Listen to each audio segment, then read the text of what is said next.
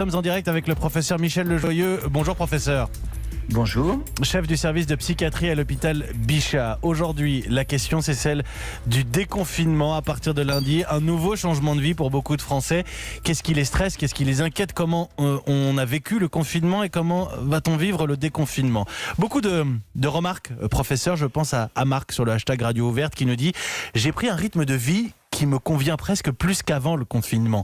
Sport, nourriture saine, je vois plus ma compagne. J'ai paradoxalement plus peur de revenir au rythme effréné de la vie courante. » Oui, je pense qu'il faut raison garder. Je pense que pour la majorité d'entre nous, reprendre une vie normale, retrouver la capacité ou la liberté de bouger ne va pas être un stress. Je voudrais pas que les professeurs de psychiatrie inventent en permanence des nouvelles maladies. Vous voyez, on a inventé le syndrome psychologique induit par le confinement. Là, il y aurait une nouvelle maladie. Ce serait le sevrage du confinement.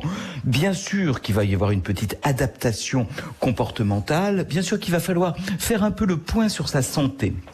Vous savez, on a beaucoup parlé de prévention du virus. Moi, j'ai envie de vous parler de santé globale. Il y a des choses dont on a besoin, même en sortie de confinement, de l'activité physique, pas trop d'alcool. Si on a pris l'habitude d'en boire un peu plus, ça va être le moment de prendre l'habitude d'en boire moins.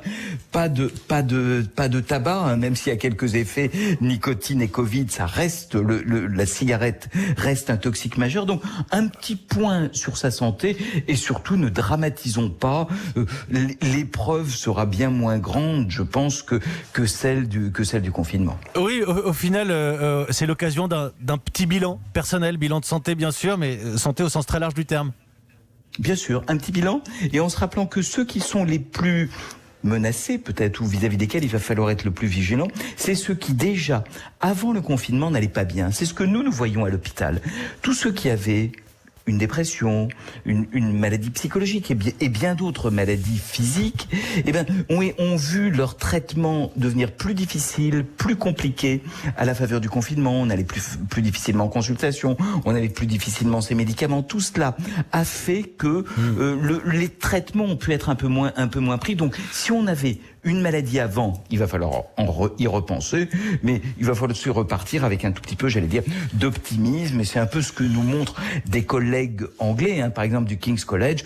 Un peu d'optimisme, un peu d'actions qui ont du sens et qu'on investit vont faire